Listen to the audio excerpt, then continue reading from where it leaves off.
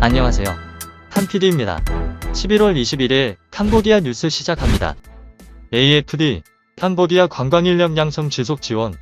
프랑스 개발청은 관광 부문에서 근무하는 기관과 직원 모두의 교육 및 역량 구축에 대한 지원을 계속할 것을 약속했습니다. AFD 캄보디아 국장은 이번 주 푸놈펜에서 통콘 관광부 장관과의 회의에서 이 약속을 했습니다.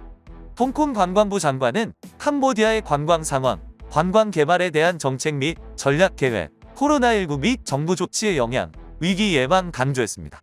이 기관은 관광 산업 역량 구축 프로그램을 위한 보조금으로 150만 유로를 제공했으며 수도 푸놈펜과 프레아 시아누크 지방의 관광 직업 학교 건설 프로젝트를 위한 대출로 1,100만 유로를 제공했다고 강조했습니다. 국립관광직업학교는 부총리 겸 국토도시계획건설부 장관 주재로 11월 24일 기공식을 가질 예정이다. 지속적으로 발전하는 캄보디아와 베트남 간의 우정 협력. 캄보디아 지도자들은 베트남 국회의장 도엉 딩 후의 공식 방문에 앞서 캄보디아 국회의장 징 이읍이 프놈펜 주재 베트남 통신 특파원들과의 인터뷰에서 베트남 국회의장의 방문을 열렬히 환영한다고 말했습니다.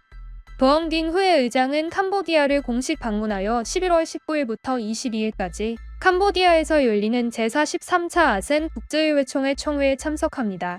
국회대외관계위원회에 따르면 이번 순방은 캄보디아 국회의장이자 에이파 43 의장인 행 삼린, 필리핀 상원의장인 후안 미고의 주비리의 초청으로 이뤄질 예정입니다. 지음 이읍은 베트남 최고 입법자의 방문은 양국의 입법기관과 모든 측면에서 지속 가능하게 심화되고 있는 전통적인 연대와 우정 간의 협력의 중요성을 보여준다고 말했습니다. 침협은 캄보디아 새로운 본부를 건설하기 위해 미화 2,500만 달러를 지원한 베트남 국민, 정부, 당에 감사를 표했습니다. 그는 두 국회 간 협력의 유산이 모든 수준의 국회 지도자들에 의해 계속 유지되고 촉진되는 것을 기쁘게 생각한다고 말했습니다. 두 총리는 베트남 캄보디아 무역 및 투자진흥 포럼에 참석하였고 또한 베트남 캄보디아 협력의 결과로 여러 사회경제적 시설을 방문하고 베트남 공동체 대표들을 만났습니다. 중국 국방장관, 아세안 국방장관회 플러스 참석 차 캄보디아 방문. 웨이펑어 중국 국무위원 겸 국방장관이 제9차 아세안 국방장관회 플러스에 참석하고 11월 20일부터 11월 24일까지 캄보디아를 방문합니다. 웨이 장군은 회의에서 연설을 하고 회의와 별도로 관련 참가국 대표단과 회담을 갖고 국제 및 지역 정세와 국방안보 협력에 대해 의견을 교환할 예정입니다. 중국 국방부 장관은 캄보디아를 방문하는 동안 캄보디아 국가 및 군 지도자들과 만나 회담을 가질 예정입니다. 아세안 국방장관회 플러스는 아시아 태평양 지역에서 국방장관 회의의 유일한 공식 프레임워크입니다. 아세안 10개국 외에 일본, 미국, 중국 등 8개국이 이 프레임워크에 참여해 보다 실질적인 국방협력을 추진하고 있다는 평가입니다.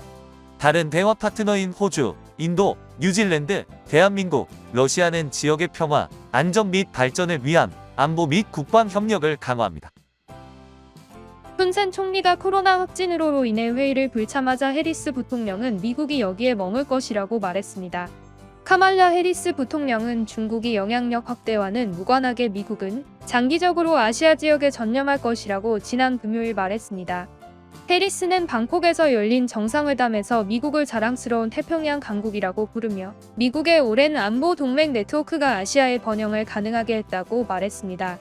시진핑 중국 국가주석도 참석한 아시아 태평양 경제협력체 정상회의에 참석한 해리스는 세계 지도자들에게 미국은 여기 있다고 강조했습니다. 우리의 메시지는 분명합니다.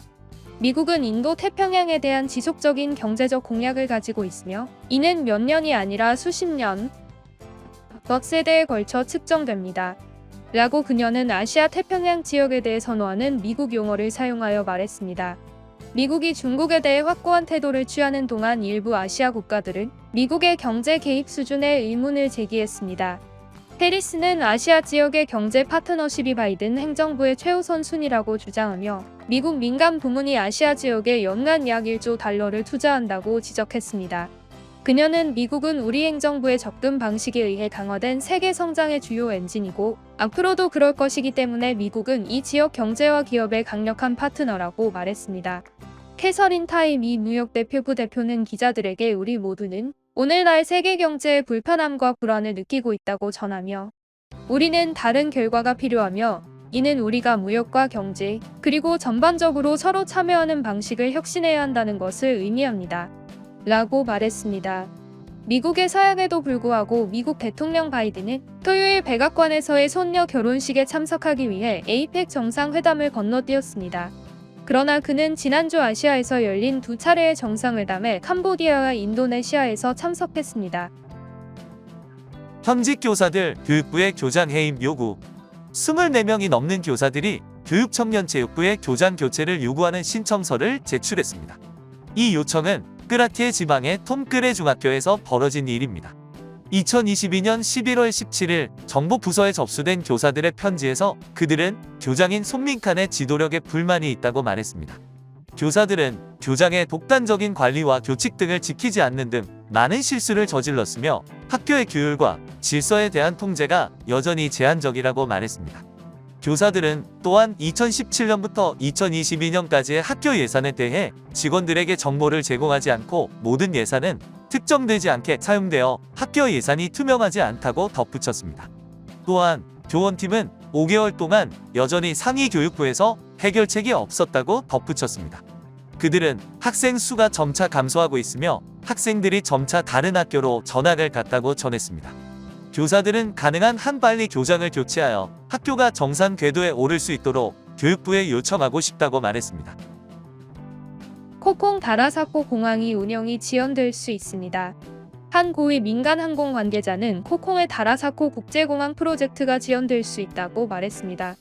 신찬세리부타 국무차관 겸 민간항공 대변인은 공항 개장 연기의 정확한 이유는 확인되지 않았지만 코로나19 대유행으로 인한 경제 위기와 여행 제한 때문일 수 있다고 현지뉴스에 말했습니다. 그는 중국 정부가 코로나19 제로 정책을 시행하는 동안 회사의 현금 흐름이 막혀 장비와 자재의 출하가 차단되었기 때문일 수도 있다고 덧붙였습니다. 2022년 4월 말 다라사코 국제공항은 공항 개장 전에 비행 안전 요구 사항에 따라 품질 기준을 충족하는지 확인하기 위해 비행 테스트 및 기술 장비를 시작했습니다. 캄보디아 뉴스TV는 시청자분들의 문의나 제보를 기다리고 있습니다.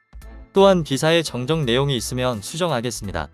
구독과 알람 설정 부탁드리며 항상 시청해 주셔서 감사합니다.